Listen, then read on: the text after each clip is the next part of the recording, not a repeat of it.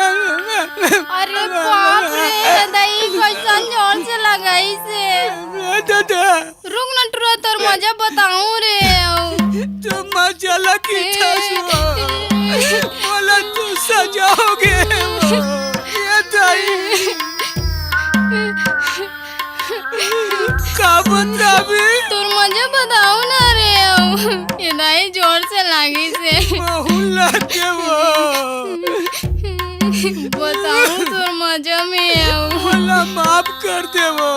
तुम माफ करूं लेकिन मुझ लेगबे तोर सने का केस तोर सन लेगबे आग रे दादा ये दही नटरा तोर मजल बताऊं रा जोर से लगाई मुर्दाइल बताऊं ना ऐसे मारू नटरा आबे कोनो दिन मोर पाराम तब बताऊं। धोना रे धोवा थोना रे एकदम ओटत ओटत थक गए वो कैसे करत रही थस थकासी लग जाते एकदम बाबा बताए रे तो आखी नहीं दिखत का रे टेका ऊपर टेका थस हमारा आखी दिखत है वो होशियारी मारत है हम आगुन रखन फोकट है करे चल ज्यादा होशियारी मत मार मोर गंजिल भरन द समझे तो हमन नहीं भर बन का तू मन भरत रहू का ए दिखाओ का रे काला आई काला दिखाओ दिखाओ का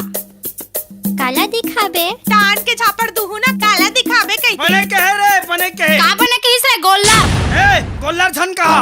ये सांड है मैं बिजाड़ो चल भागो ना हमार ला भरन दे मोर दाई लाना जाके बताता हूँ घर में अभी बता दे बताओ हाँ, बता तू अरे चल बजा